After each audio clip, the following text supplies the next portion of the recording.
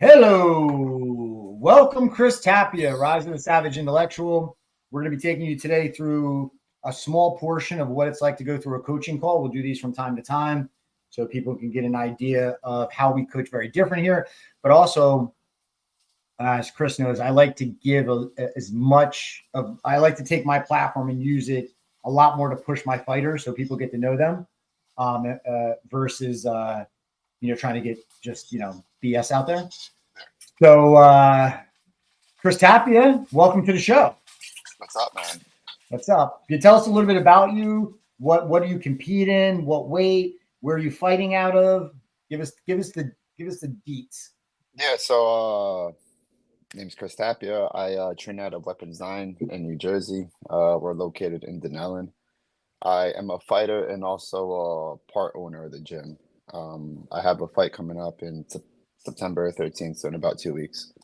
I've been working with John for a long time already, so I already know the drill. So camp's going smooth. It's rough, but it's going. Rough but smooth. Rough Yeah. but smooth. Yeah. Yeah. I had the idea to start kind of doing this. We're going to talk a little bit about the nutrition component, the working out component. We're not going to get too much into the mental component. For those that are listening, mental components in probably the last 5 years, at least, I started really putting more of this stuff into it. But it's very personal. We do a lot of journaling.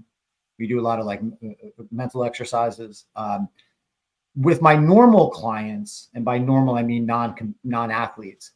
You've known this when you met me. I never put up before and after pictures. Yeah. I don't like what I say is my clients aren't a horse and pony show. Mm-hmm. Now with the advent of AI and Photoshop and all these weird apps, it's also kind of to me irrelevant. It's like, how do I know that's even a real before and after? Yeah. The other thing too is I don't like being in front of the camera. I don't like, so I don't like posting, even when I'm in the best shape of my life. I don't like posting a lot of pictures of myself. I also feel that's a false positive. A lot of coaches will say, hey, look at how shredded I got. This is what I do. And it's like, well, if you understand biology, just because it works for you doesn't mean it's going to work. Yeah, it's going to work for the other person. Yeah. Exactly. Different. And I think what's interesting about you is you're kind of this triple threat in the way that you are a fighter / athlete, but you're also an entrepreneur running your own business, and you're a coach. Yeah. So wearing many hats. Yeah. But I think that it's interesting to know because high stress loads, high work. Do you mind sharing your age? 34. Yep. 34 Turning years old. 35 in November. Yeah, baby. Shit. Yeah. So it's all right. I'll be 28 in January. Yeah. Yeah. So I always find it interesting and let people know, there's a lot going on with your clients when you're dealing with them. Mm-hmm. So to kind of just write out some things on paper and say, hey, you got to check the box and you got to do 8 reps at this weight and check it off. And if you complete all the parameters on the list, then you're just going to be good at what you do. Yeah. And then ignore diet, rest, ignore stress loads, stuff like that. So, so what we're doing is just give people a little bit of a look into kind of behind the scenes of how I do the coaching and so forth. Mm-hmm. So, when I start these calls, it's a very free format. So it's like, we get started. We're like, Chris, how you feeling? And talk to me. Tell me what's been going on last week. This past week, it was, I guess it was a little rough. Just from training, we're getting closer to the fight, so nerves are starting to get a little bit more in touch with the nerves, but also controlling it with all the drills we've been doing with the journaling and everything else. Physically, I had a long weekend last weekend because we had a huge team go out to nationals last week in Delaware. We had about 8 fighters compete, so Wow. just running back and forth and coaching and driving down to Delaware and back and forth. So it was a lot. So Monday and Tuesday wasn't. Is it you and is Tran the only other coach? Well, we're the 2 owners, but then under us we have about probably like 5 or 6 coaches, and then the other fighters that have experience, they're helping out too, coaching the other guys coming up. So it's Tran, his name's Chris too. That's why we call him. Yeah. Tran. shout out to him because he's Yeah, like an big shout out to OG. him because if I'm busy, he's even busier. Because Tran, as you know, he runs the Warriors Cup, which is the biggest promotion on the East Coast for Muay Thai, and probably Oh, in the States. I forgot that. Yeah, so let's tell everybody about that. So Tran is running Warriors Cup, Yeah, which he is runs Warriors Cup promotion. It's here based out of here in the East Coast, and also it's the only sole partner for one championship in the States. wow. Yeah, yeah. Yep, So I remember you, it's a big show. yeah, I remember you telling me a little bit about last year. Things were a little crazy because we actually didn't work together for maybe a year. About yeah, Yeah, about a year. We stopped working together. So just the background, Chris came to me when I took over Bulldog Strength and Conditioning in New Jersey. Which if there are those of you that are watching from 2 years ago, that was a wild ride. yeah, I still haven't told all the stories behind taking that place over. It was crazy. a lot. Yeah. And then it was funny because the way it started is kind of the way it ended. It ended crazy. But and I said this to you, and I said this to everybody. I said, I was like, I won't be here in a year. Like I took over the Yeah, gym now with a friend, but my son was in Florida. So I said, I'm only gonna be here 1 year. I don't give a fuck if I make $1 million or the place goes under, but next summer you will not see me. I'm yeah. going, right? And I think nobody believed me until, you know, You left. I left. And Yeah, I shut the gym down. And that's why people had asked me, hey, why did things go a little crazy? And I was like, because since I knew before 2 months before anyone else I was closing, I'm like, well, I'm going to find out who's real and who's not, like who's got my back, and I had a lot of people that just tried to take advantage of a lot. I let a lot of people skate on paying a couple weeks late like especially for those fights in Atlantic City, I'd go down the whole weekend, you yeah, know? yeah, So I'd spend more money in one weekend than most of the fighters would pay me for the month, yeah, but I love it. I really never was in combat sports, and I never worked with a Muay Thai athlete till I got you. yeah, yeah, Like I had one or two fighters that had Muay Thai backgrounds, but they were fighting in MMA. So you were the yeah, yeah, first pure Muay Thai guy I ever yeah, got. So I don't know if I ever told you this, but I was constantly fucking studying you, yeah, because I was like, I don't know, why is he standing this way? What do I have to? Because I hadn't had an athlete like that. So mm, and I also want to say this too, Chris.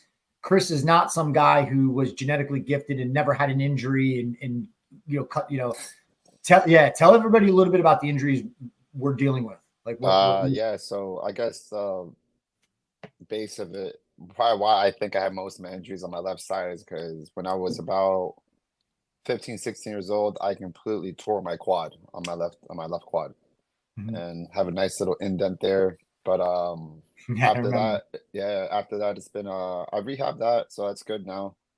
But now, as of I want to say the past 3 years, it's probably been my really bad tendonitis in my Achilles and my left Achilles.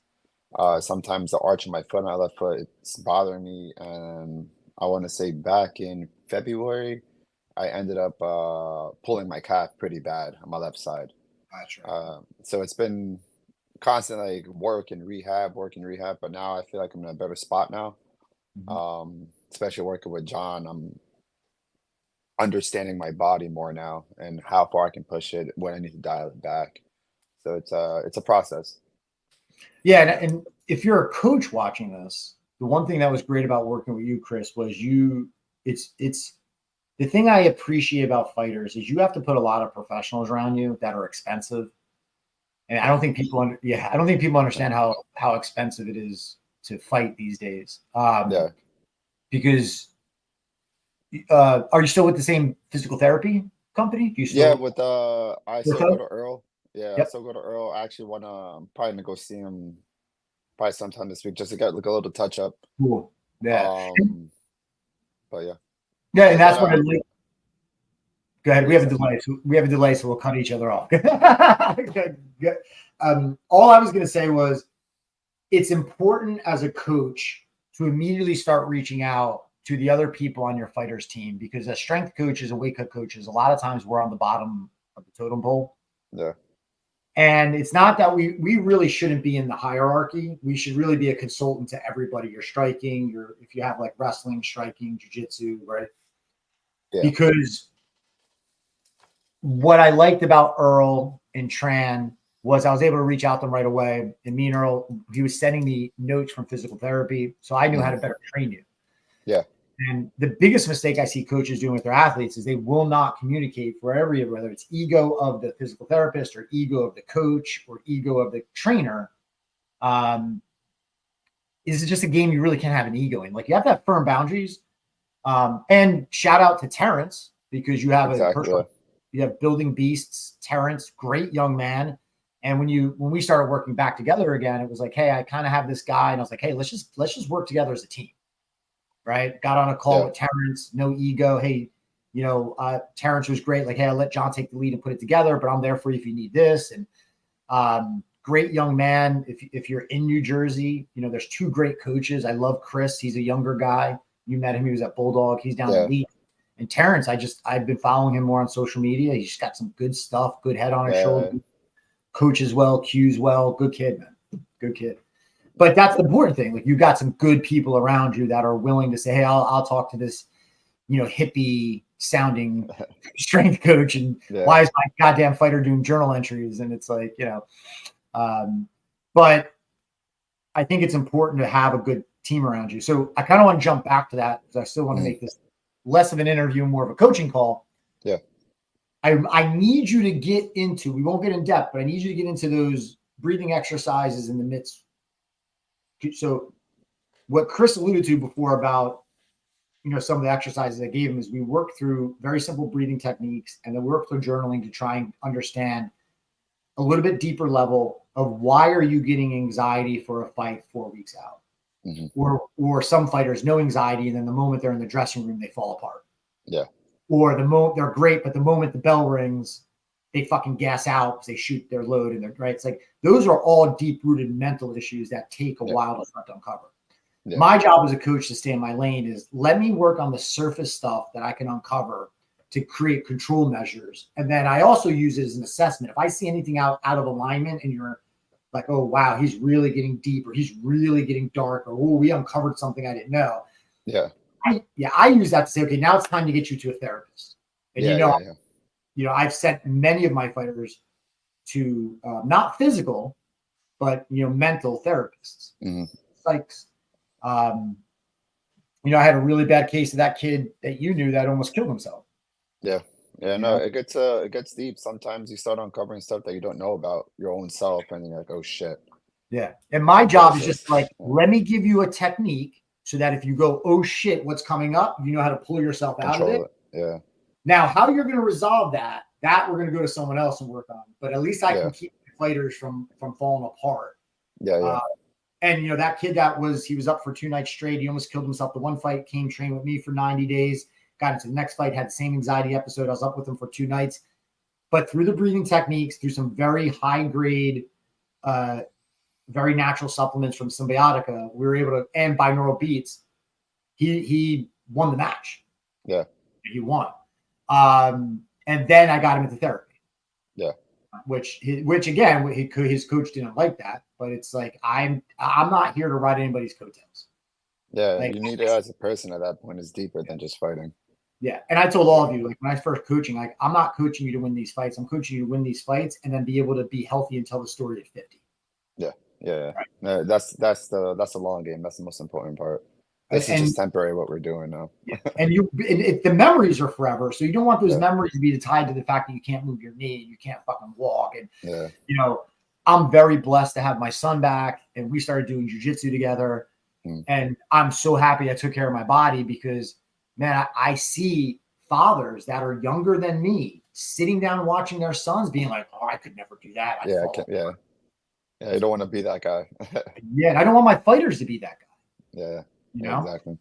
So one of the things I really want you to do if you haven't done it, and we'll talk about it often, is I need you to do that exercise with Tran. Might be the best one to do it with. Get yourself into that state we talked about. Control the breathing. Do the round. Pull yourself out of it in the off round. Put yourself into it. You know what I mean? See how much control you got. Yeah, I actually I did it yesterday. We had a smaller class on Thursday. And he was holding the pads for me, but we did 3 rounds and I was off 3 rounds and 3 rounds again. But the first 3 rounds, I snapped into it. I got into it for those 3 rounds and we just flowed for 3 rounds. And then when I went on, he noticed it too. He told me he felt the shots differently coming in. I was busier, and then pulled I'm myself out. out. Peace.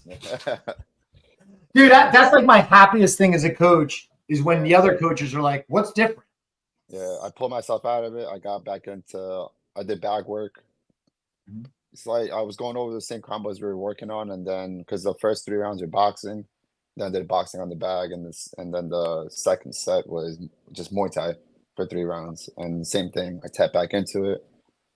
I felt a lot looser. I was still very aware of what was going on, but I was so honed in, so I was like, I have to get this done right now.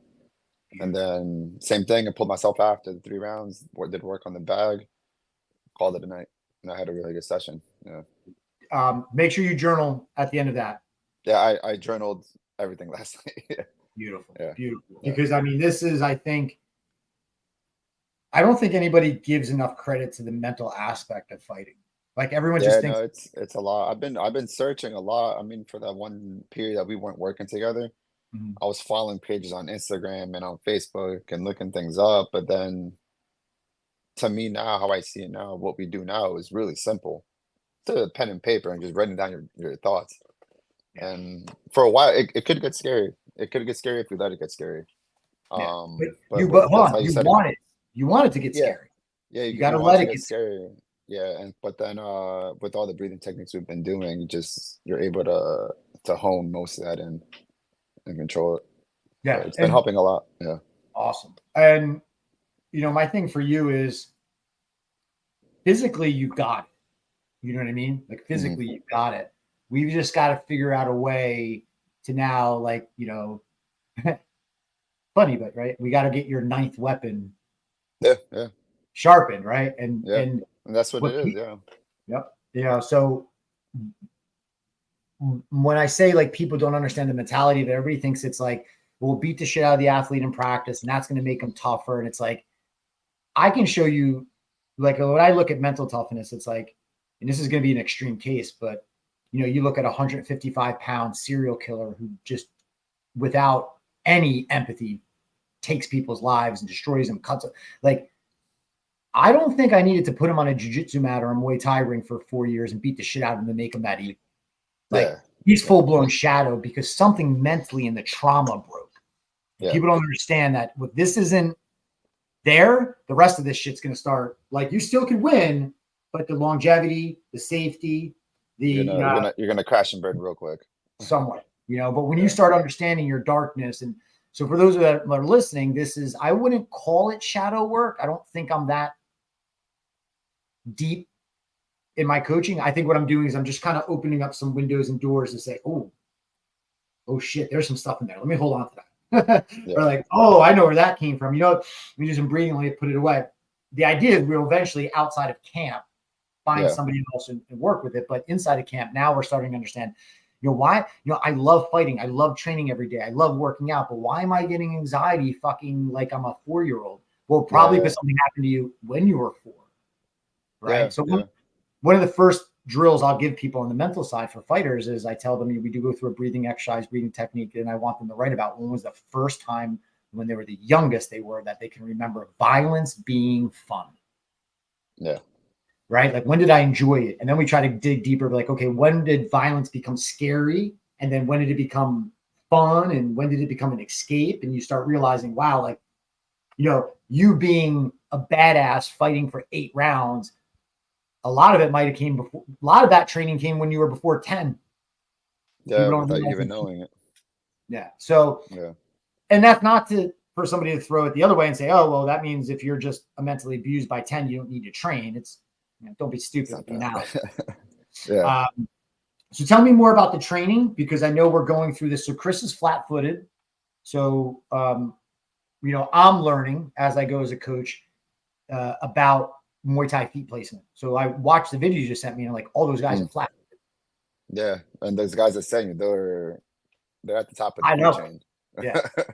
So there is the argument to make. Well, I call it the John Bones Jones argument. It's like, yeah, he's good, but he's doing cocaine, eating McDonald's, and running Steroids and pregnant. everything else, Yeah. but he's still gifted. He's the one guy I don't think is doing steroids. I Oh, don't I don't think. think so. I don't I think know so. Chael Sonnen is accused of it, and I know he's kind of mentally lazy. But given the genetic freaks that his brothers are, many people don't know his brothers play in the NFL and they're fucking dominant.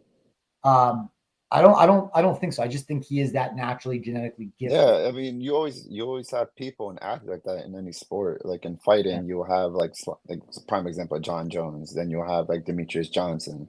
The guys that like they step into the mat or into the cage, you're like, holy shit, who is this guy? Who is this guy? Yeah, and outside he's playing video games, and that's a guy who's got his normal person. Yeah, yep, he's got his on-off switch perfectly regulated. Yeah.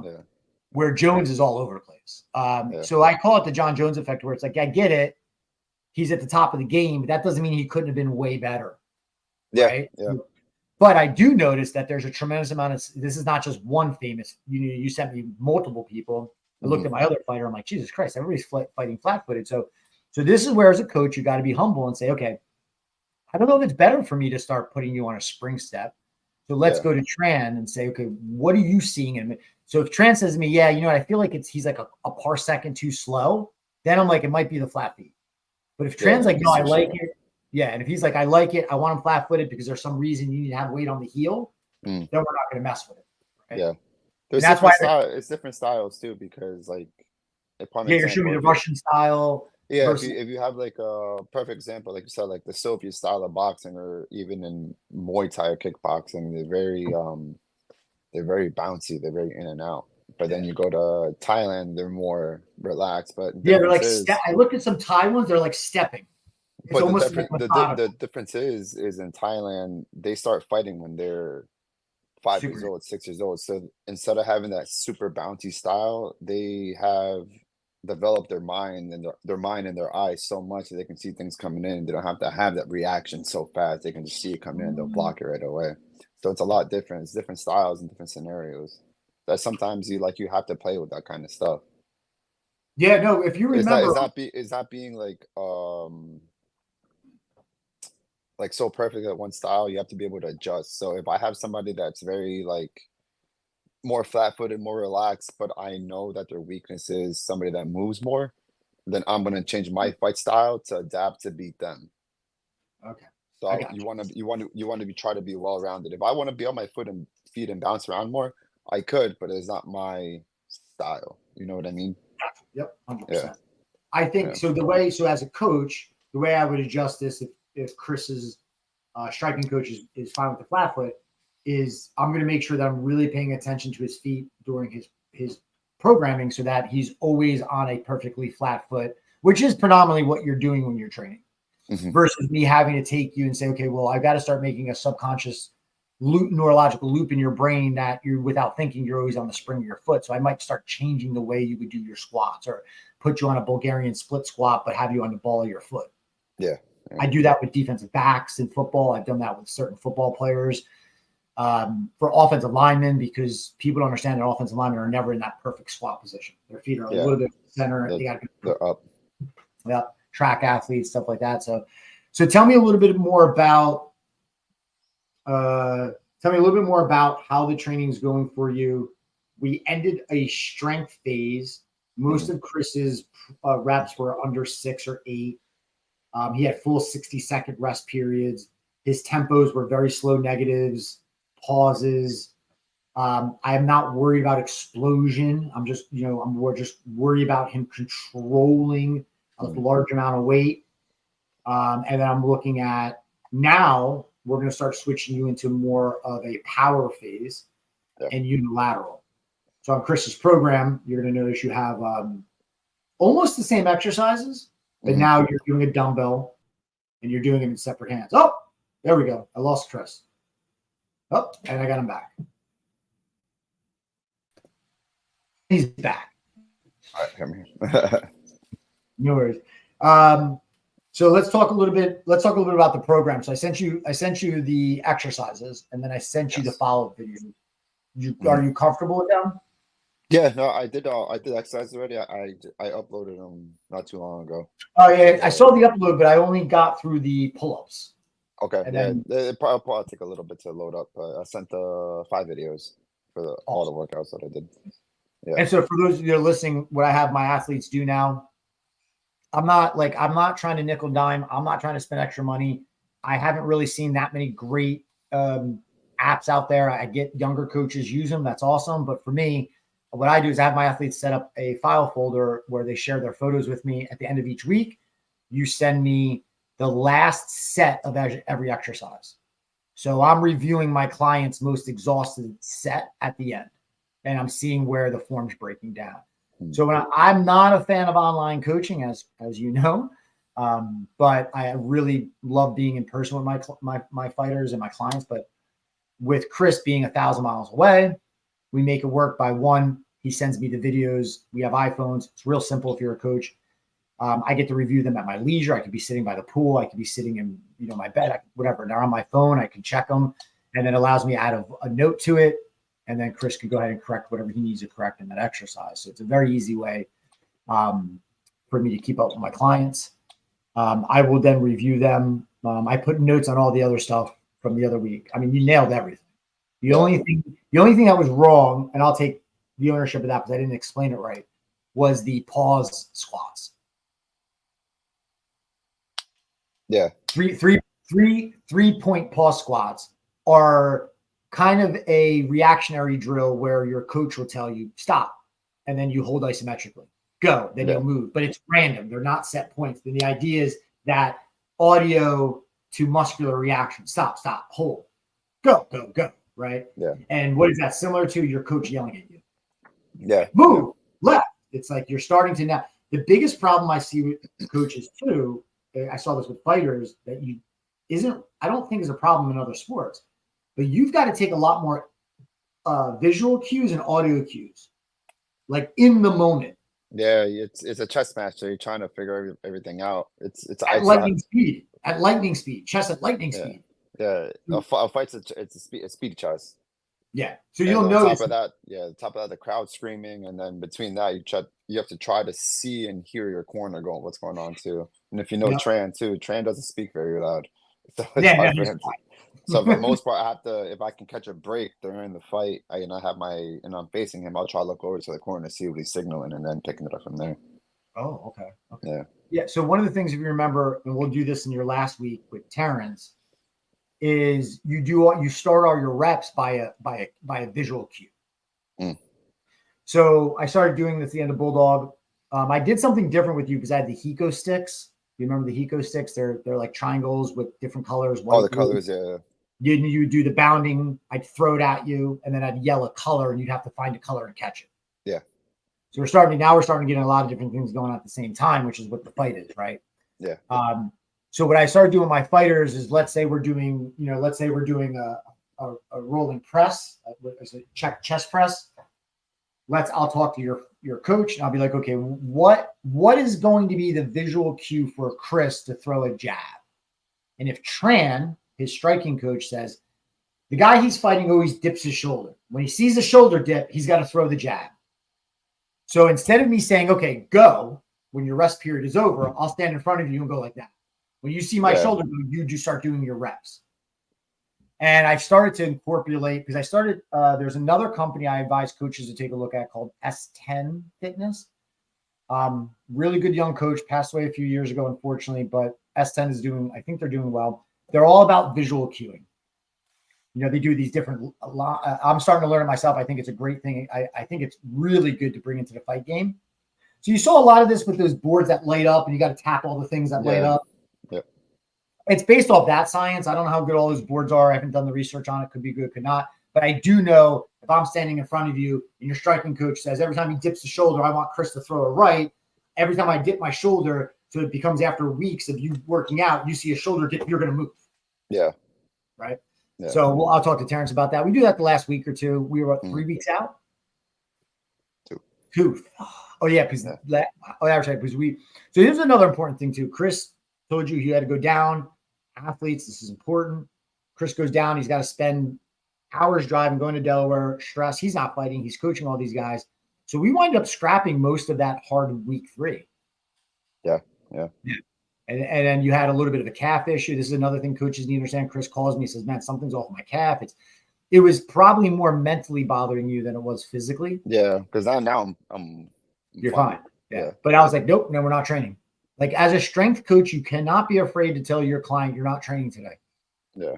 Your And job, that killed me. I was like, yeah, and you got to be strong with your athletes because these yeah, fucking fighters, man, you guys are you're built different. You're wired yeah, different, and yeah, it's in some ways it's awesome because it's like I have the craziest physical phenoms that'll never stop. So this is how coaches get themselves in trouble. Like the former owner, it's like, oh, well, let me just now start making up crazy shit to see what you can do.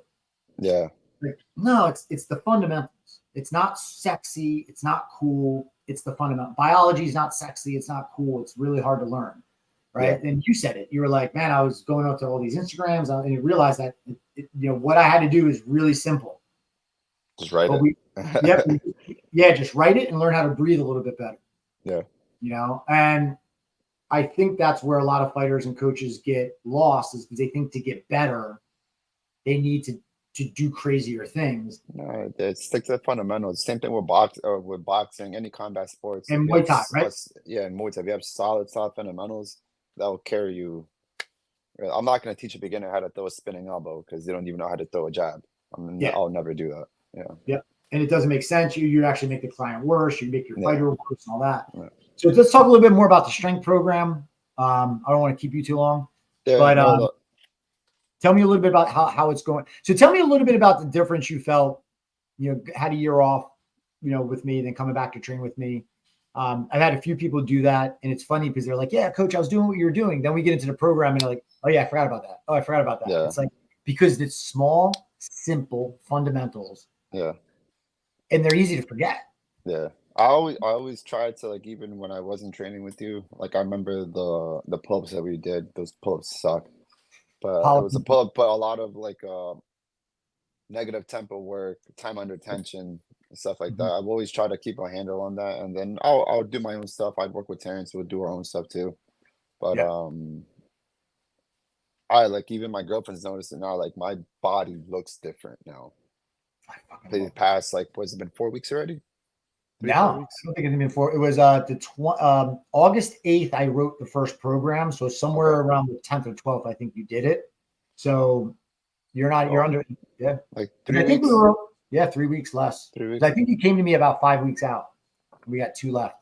About around there. So just between the diet, just cleaning it up, and then just working out, like I feel different.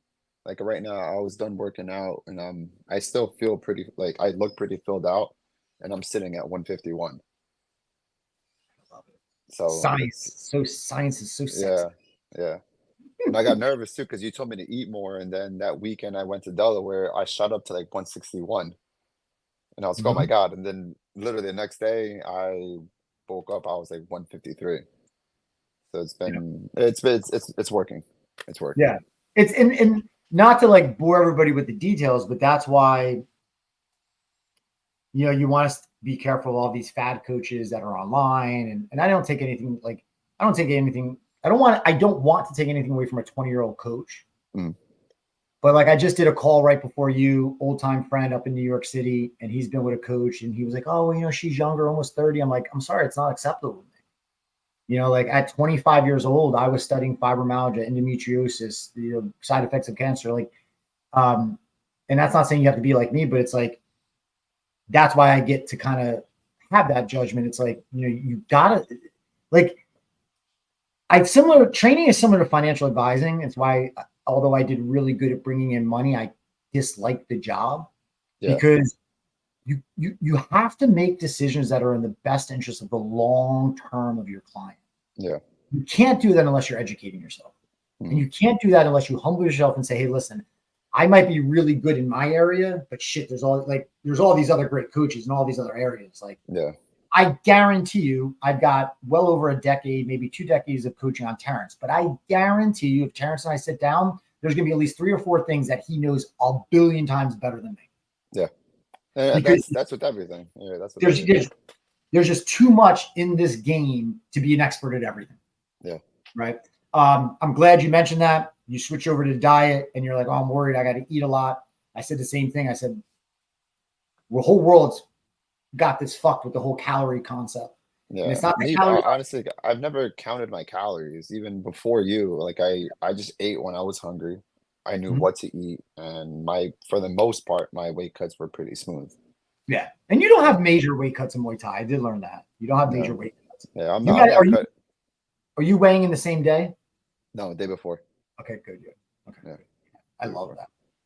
Yeah, You so know, I your have like body. probably have like close to 24 hours to rehydrate, and because I weigh in around 5:36, and then Mhm. no more 24 hours of hydration because I'm not fighting again. I'm not fighting until I don't know, maybe 8 o'clock, 9 o'clock at night, probably. Remember, you're not going to So rehydrate. You're going to refeed because we're not going to refeed, strip you down that refeed. bad. Yeah, yeah, I get my terminology with people because I try to push this terminology because I get one of the things people don't understand is that when you do those massive dehydration cuts, it takes the brain sometimes 36, 38 hours to Oh rehydrate. man, it's horrible. I've had some bad weight cuts, and it's been I'll fight, and then I'll still feel like shit Yeah. 2, 3 days afterwards, and I'm like, oh, all right, now I'm getting my bearings back together. But I already fought. Yeah, exactly. You know, The brain is the the fight most, was 2 days ago, yeah. and I'm still So feeling you like this. 100%, which means you are Yeah, not like the brain controls everything, right? So yeah, it's like that better be in shape and working as best as it can when you get into yeah, that combat zone, right? So yeah, I love the fact you're telling me 3 weeks barely into it, your body's changing. I love the fact yeah. other people are noticing it. I love it. I just was working with a BJJ kid I just met, and same thing. I'm like, you need to start eating more, and he was like, I could see his face, like trust me. In order for trust me, you want to gain muscle mass and you're not using any type of performance enhancer, you've got to eat so much goddamn food, So kid, much food. Yeah, so so much. much food. Yeah. So I even had a client.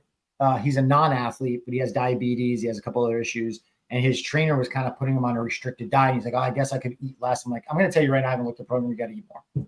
Yeah, Well, I'm eating healthy. I was like, "How do you know?" Oh, well, I'm having salad and I'm having chicken breast. I'm like, "Why is that healthy?" So is it healthy for you? Like, so a lot of people know, like, what Chris is healthy for Chris is not healthy for me. mm-hmm. You know what I mean? Like, I can't metabolize a lot of those tropical fruits. I don't have them barely in my diet at all. Yeah. Like you told me to stop eating sweet potatoes. I was pretty bummed out about that, and I haven't really ate that many sweet potatoes since then. I've Yeah, been fine. yeah, you've been fine. But Yeah, you will have them post weigh in. yeah, yeah, Yep, you're gonna have that. You're gonna have pineapple. That's the other thing I think people make a mistake on that I did a lot different in coaching was, to me, your weight cut and my job is not over until you get in the octagon. I'm, mm, I'm sorry, you get in the the cage, ring. Yeah, right? Um, because when I see athletes weigh in and then start eating, oh, I'm gonna go get chicken parm. I want some pasta. I'm like, well, why do you just made the whole weight cut fucking useless? yeah, Like, why would you start? Now, tell me, why would you starve your engine? Wouldn't you want to put the best, absolute like rocket fuel in your body when it's starved and cleaned out and primed to go? No, you're gonna put the worst quality fucking gas in your engine. yeah. You know what I mean? Like, It's like no, it's like driving a Ferrari and putting regular in it. yeah. That's what I tell people. If I gave you a Maybach or I gave you a Ferrari, would you be putting like watered down gas? Oh, absolutely not. Then why are you putting watered down gas in your body? Yeah, And so feeling better, eating more, but you're still at the same weight. yeah, Um, how's sleep? I know you sent me. So Chris uses a Whoop, so he cheats. Now, I love when you guys use. There's Ring. There's a couple other things. I yeah, think they're free for people to use, but you can really tell how good you sleep just by how you wake up. yeah, yeah. That too, and how you feel. Sometimes, like I feel like it doesn't read that well because Mhm. sometimes like it'll be like a bad recovery day, but I'm waking up. I'm like, nah, I feel pretty good. Yeah. But Yeah. no, sleep's it's been decent, been Okay. okay. So But decent and okay. Decent and okay is not okay. We got to yeah, get sleep. it's not okay. Yeah, So we'll talk about that maybe offline. yeah, We got to get you some better sleep. Yeah, yeah. 100%. Okay. You might But just be besides that, stressed. it's just I know what it is. It's just stress. It's just stress. It's stress leading up to the fight. Everything else has been going on with me too. So Yeah. it's just that. But I'm doing better with controlling everything with the breathing. Good. Fucking breathing controls everything. So it's that. It's been helping out a lot. And I tell people like what happens when somebody panics? They hyperventilate, Yeah. right? It's like, don't tell me breathing isn't connected to the whole way the body operates, right? Yep. So Yep. yeah, the breathing helps and it's real simple, Yeah. right? I mean, I'm not even a breath coach, but I've got A great Instagram to follow is I did a podcast with Jason Olivier, Jason Olivier, for Inner Compass. And he does a lot of somatic breath work he's starting to get into. And I think the guy he did it through is Mike Salemi, who's like the top kettlebell coach. He was doing an interview with Paul Chek. I mean, these are like some of the highest level guys out there. Yeah. Not your 2.5 million Instagram following, these are guys that were in the industry, 10, 20, 30 years.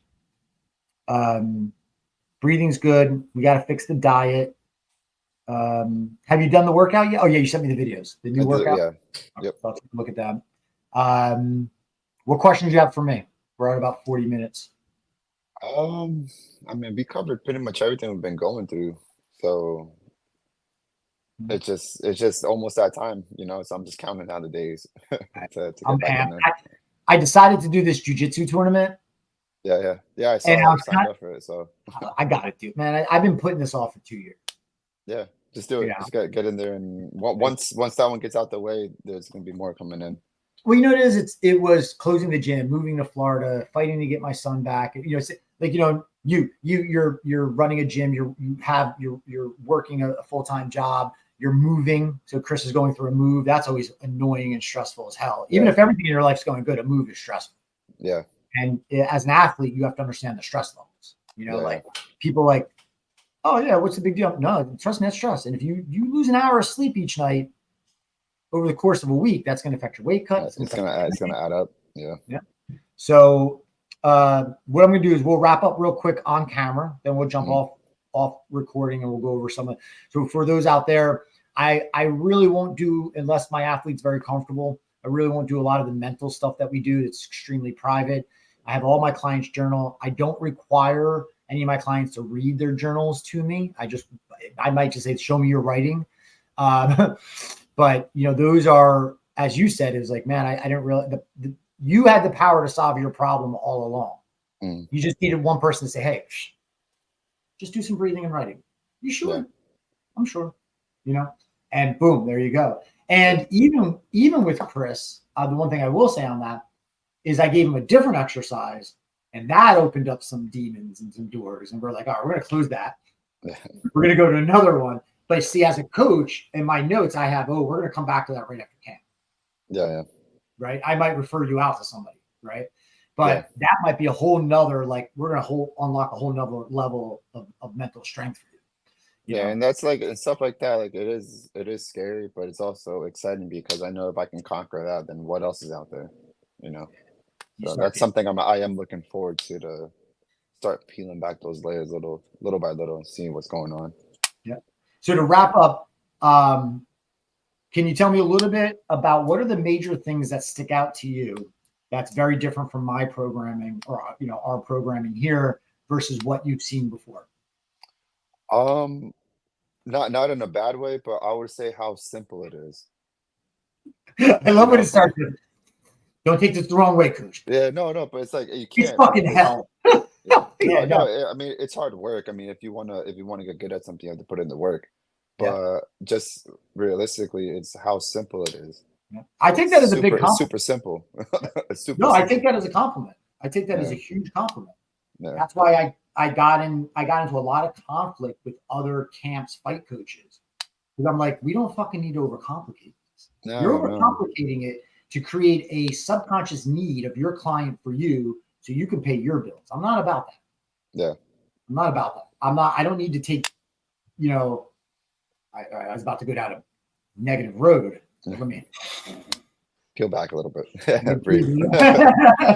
Right. But it's like, and it also goes back to the same thing, which every sport I've always played, I've never been a physically gifted athlete. I've been one of the least physically gifted. I've always been scrawny, slow.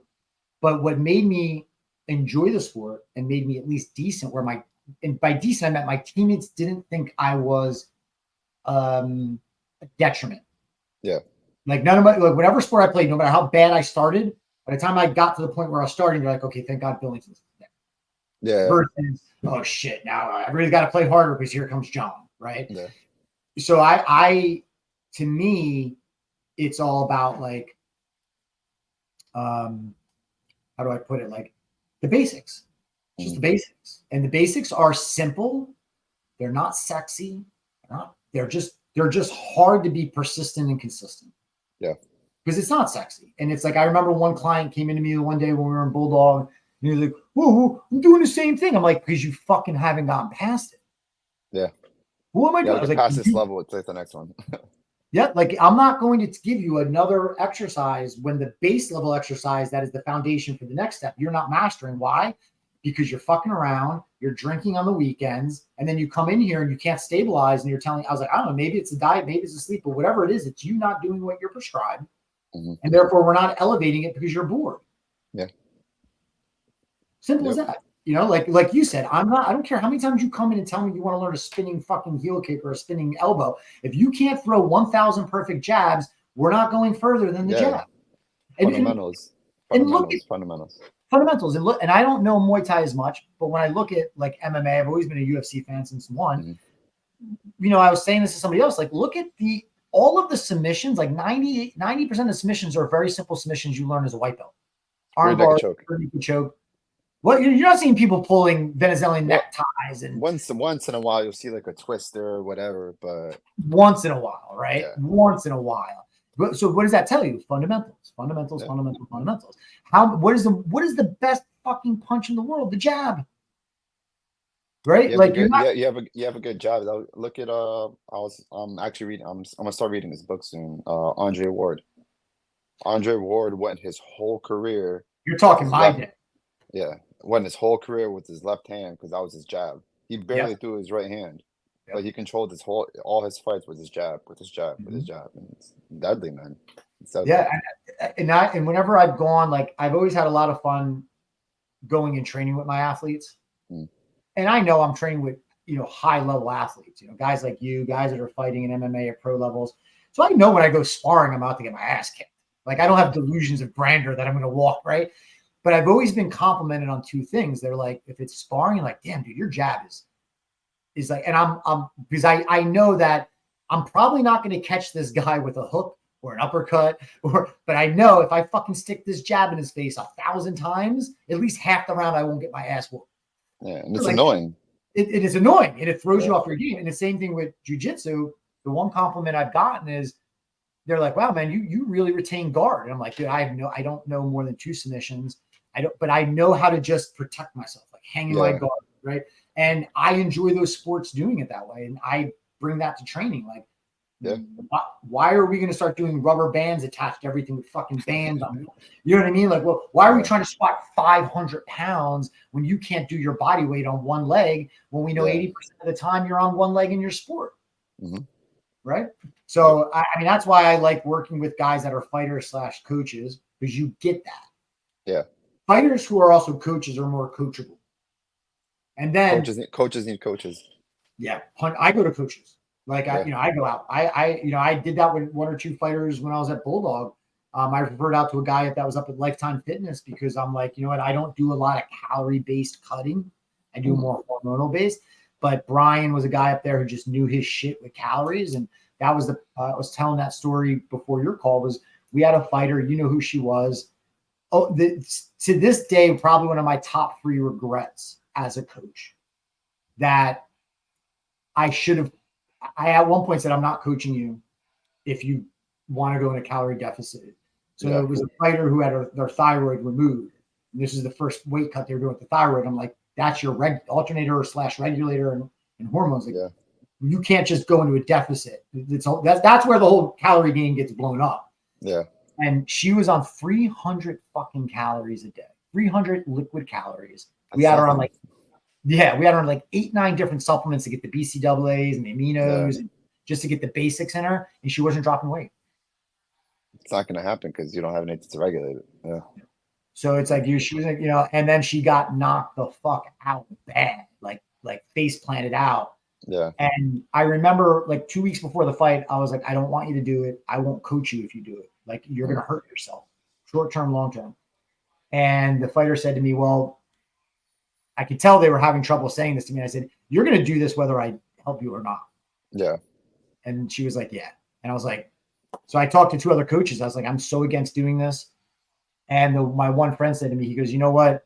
At this point, your job is not to help her win the fight. Your job is to help her not get as hurt as bad by the other coaches. Yeah.